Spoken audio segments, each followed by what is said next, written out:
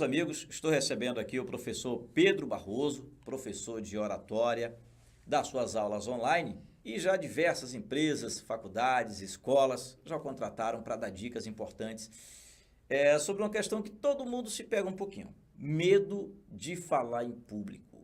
Professor, sua saudação. Por que essa coisa de, às vezes, a gente perante uma plateia, perante um público, a gente se sente ali pequenininho e parece que aquela plateia se agiganta, fica maior do que o que é. Uma sala de aula fica parecendo um estádio de futebol. Olá, eu saúdo a você e aos seus ouvintes, aos seus seguidores, Léo. Realmente, o medo de falar em público é o medo que mais persegue a humanidade. Ele dá de goleada, inclusive, no medo da morte. As pessoas têm mais medo de falar em público do que da morte. Para você ter uma ideia, num velório, o defunto está dentro do caixão. E na hora de fazer suas congratulações para com o defunto, e que dar a palavra a um medroso, alguém que tem medo, o cabra que tem medo joga o defunto no chão, tira o defunto do caixão e entra no caixão. E a vontade dele e diz, não, o defunto sou eu. Eu sou o defunto e não ele, porque tem muito medo de falar em público. Realmente é como você disse, que uma sala de aula transforma-se num bavi. Num bavi. Eu usei o exemplo da sala de aula aqui porque é o primeiro contato nosso falando em público. É a primeira situação do aluno, do estudante. Eu não sei se o senhor orienta que é quando esse medo, né, ele deve começar a ser trabalhado, se já é a partir daí. O medo, ele tem várias origens. A principal origem do medo de falar em público está na família. Logo na primeira infância. Você observe que a criança, antes de ir para a escola, ela fala pelos cotovelos, conta histórias na calçada. Ela não tem vergonha e é sincera. Sincera, fala tudo. Aí ela vai para a escola. Na escola ela se depara com uma professora ou com um professor que vai dizer, não, a regra é essa aqui. Você não pode falar toda hora, ele só vai falar quando autorizar. Quando eu autorizar. E já vem logo aquela reprimenda em público, né? Em público. E tem um dito popular que fala o seguinte: cachorro, menino e tamanco debaixo do banco. Então, quando os adultos falam, as crianças não podem falar. Eu tenho uma aluna minha, médica, que ela deu o seguinte depoimento. Você veio tomar curso aqui comigo porque eu tenho vários alunos, não só advogados, que a maioria é advogado. A maioria é advogada. O sucesso do advogado vai depender muito de uma boa oratória. Se ele não tiver oratória, ele pode ter, o advogado pode ter os 250 artigos da Constituição, as 80 emendas, os códigos, as doutrinas, as jurisprudências, tudo na cabeça. Mas, se ele não souber verbalizar, materializar o que ele sabe pelo verbo, ele não vai ser contratado. Porque está no inconsciente coletivo da humanidade e dos clientes de que advogado é aquele que fala. Para ele, advogado fala muito bem. E aqui uma informação para você. Existem milhares de advogados que não fazem audiências porque têm medo de fazer uma audiência.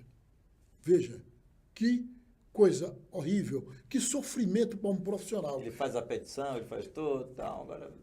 Peticiona, redige bem, redige melhor do que Nietzsche, melhor do que Dostoiévski, melhor do que Machado de Assis, melhor do que Rui Barbosa, melhor do que Pontes de Miranda, melhor do que o nosso genial Tobias Barreto. Mas na hora de defender com a palavra o seu cliente, ele prefere cavar um buraco no chão e sumir. Então, de nada vale você ter todos esses conhecimentos se você tem medo de levantar, falar e vencer. Voltando à questão da médica, e muito recente, ela disse que quando era criança, o pai era um chefe político e ela ganhou um cachorrinho. E criança ama animais. É unanimidade. Então, o pai estava numa reunião na sala principal da casa, o pai chefe político, uma reunião com vários homens importantes, entre aspas, e ela ganhou aquele cachorrinho e foi com aquele cachorrinho gritando alegre, meu pai, veja o que eu ganhei. Aí o pai deu o maior pito, porque ela estava conversando com adultos e que no meio de gente ela não podia fazer aquilo. Ela se recolheu e a partir dali ela ficou uma criança tímida. Aquele baque, né? Aquela repreensão no meio Porrada, de todo mundo. Grande, Então, geralmente, por trás de uma situação dessa, de alguém que tem aquele pavor, que tem um medo, tem um nervosismo, mas tem gente que tem pavor, que não desembola mesmo, pode ter uma história, um trauma desse aí que essa médica talvez conseguiu lembrar. E tem muita gente que não lembra exatamente o que foi que criou esse trauma, né? Aí o que é que ocorre? Você encontra isso muito. Às vezes vai até para uma igreja, seja evangélica ou seja católica.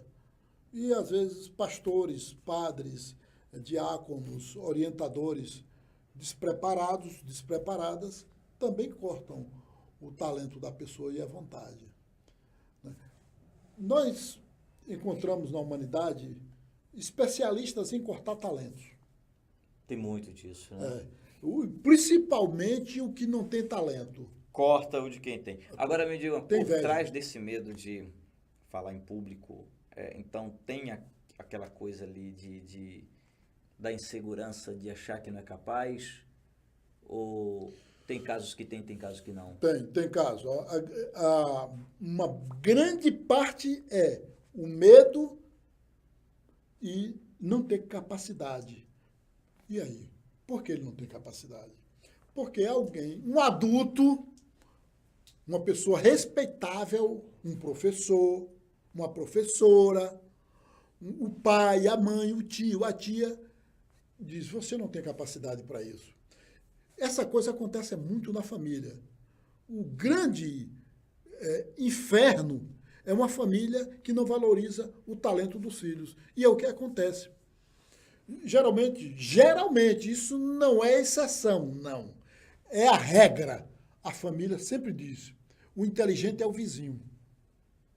A bonita é a vizinha. A grama mais verde é a do vizinho. Nunca diz que o filho é um Einstein, é um Beethoven, é um Carlos Gomes, é um Machado de Assis, é um Dostoiévski, é um Jorge Amado. Não. Sempre compara o filho com o filho do vizinho ou com o filho... De forma pejorativa. E quando compara desta forma.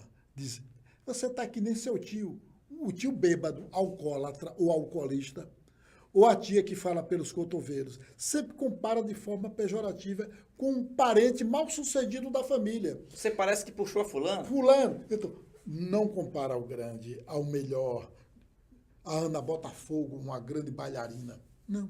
Sempre comparar o pior. E aí a pessoa ouve tudo isto e vai se autodepreciando porque as suas referências disseram que ele ou ela era incapaz. E isso repercute na alma da pessoa. Aí eu trabalho o meu aluno por aí. Eu não dou logo a técnica de oratória. A técnica é imprescindível. Mas não adianta, Léo Valente, eu dar a técnica... Se não desconstruir aquilo que foi mal construído, infelizmente. Exatamente. Se não desconstruir, bem colocado, o que foi construído. Então, não adianta eu lhe dar ao aluno a melhor expressão corporal da Broadway, de Hollywood. Não adianta. Ele pode ter a formação de um ator de Stanislavski, que é o maior diretor de teatro, foi o maior diretor de teatro do mundo. Não adianta. A expressão corporal. A voz de Pavarotti, com as nuances adequadas e com o conteúdo de um Sócrates. Não adianta você ter conteúdo, voz e expressão corporal se o seu emocional está ali destruído. Agora, quais as situações que o senhor já viu assim que o corpo ele manifesta, né? Eu já entrevistei algumas pessoas que eu vi que algumas pessoas ficam empoladas. Consegue falar, mas isso aqui fica tudo vermelho, principalmente mulher. Aí tem gente que aparece uma gagueira que nunca teve. Aí tem gente que trava, aí tem gente que treme. O que é que... Exato. Porque, no momento, o exemplo é este aqui. Você se transporte para um auditório com um corredor bem comprido. Auditório superlotado. E você está sentado lá nos fundos. E aquele corredor com um tapete vermelho. O mestre de cerimônias, o apresentador do púlpito, lhe chama. Agora com a palavra, Léo Valente. Você está lá atrás. Você não tem medo. Mas aí você vai ter que passar por aquele corredor. Até o andar da pessoa muda. Muda tudo. Parece que você é um deficiente físico. Fica parecendo que está andando de salto. É terrível. Está na lua, gravidade zero. Então, o que é que ocorre? Esse deslocamento de 20 ou 30 metros para o púlpito é uma viagem intergalaxal. É aquele 1 minuto que parece Uma eternidade. uma eternidade. Por que isto? Porque você volta ao seu emocional. Você volta ao seu passado. Numa velocidade da luz. Você faz um print screen de todo o auditório quando for andando, porque o cérebro, ele captura tudo numa velocidade que o seu consciente não percebe e traz à tona todo o seu passado, inglório. E aí você precisa ter uma vontade indômita. Aí é que eu preparo o meu aluno. Eu nunca deixei um aluno meu sentado à beira do caminho, sem nenhuma resposta. Eu nunca vi rastro de cobra, nem corudo de lobisomem. Eu digo sem humildade, porque essa é a minha função aqui na Terra, tirar o medo que a pessoa tem de falar em público. Eu nunca deixei uma pessoa sentado à beira do caminho. E aluno meu tem um detalhe, Léo Valente, não dá branco. O branco é aquele apagão. Lápis, aquele apagão. Aquele apagão. Que isso é emocional. É. Bom, para a gente fechar aqui, algumas dicas importantes. Deixe também, professor, o seu contato, porque eu tenho certeza que tem muita gente que está assistindo que acha que não pode, que a pessoa se trava. Quando fala em público, não, eu não vou, bote fulano. Ele faz todo o trabalho na escola, mas ó, apresentar é fulano. Ele Quem é que vai ser contratado? Disso. Quem vai ser contratado? Quem apresentou? Quem apresentou que não sabe zorra nenhuma. E o cara que ficou no lusco-fusco, escondido no quarto, redigindo, apócrifo, anônimo. Foi quem pensou, urdiu tudo e na hora entrega o doce, o ouro, né? A cereja ao cara que não faz nada, mas ele fala. O cemitério... Porque tem aquele outro lado, aquele pessoal que já é desenvolto, tem gente que é tão desenvolto, que fala tão bem, que ele vende uma ideia como se fosse dele mesmo. É isso. E você vai contratar quem? O cara que falou. O que eu tenho de aluno? Eu tenho um aluno que era gerente de um banco de Boston, um banco norte-americano. Ele era o gerente, mas quando Londres, ou melhor, quando os Estados Unidos entravam em contato com eles, não falava com o gerente, e sim com o subgerente.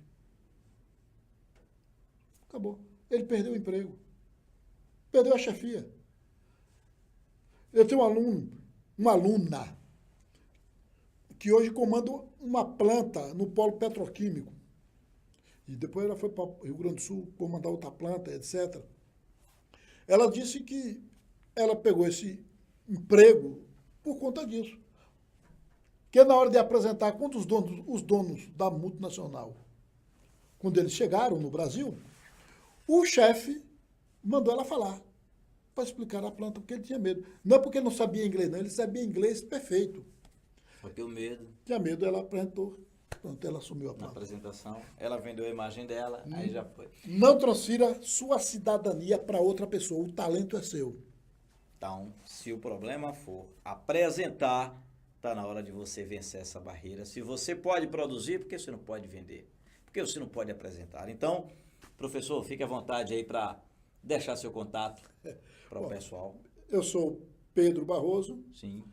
Professor de oratória, trabalho com oratória desde 1972, tenho 7 livros publicados, editados, esgotados, e o meu contato é o WhatsApp, que é o fácil, que é 7199964 4947.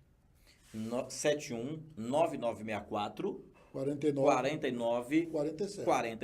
Então, professor, muito obrigado. E nós teremos mais oportunidades, porque nós tivemos aqui uma aula importante, né? E outras dicas, né, que nós teremos aqui no Blog do Valente. O professor tem o canal dele também, tem o espaço dele, tem um programa todo sábado com advogados na Rádio Andai FM, que é o Cidadania, Direitos e Deveres. Muita gente liga, participa, o pessoal tira suas dúvidas sobre os seus direitos básicos, né? E nós queremos ter o senhor mais vezes aqui com a gente. Conte comigo e prove, venha comprovar se o que eu estou dizendo é verdade ou não. Se você tem medo, me procure. Muito bem, então a live do Valente volta a qualquer momento, sempre com um bom bate-papo, uma boa entrevista, com informações para você.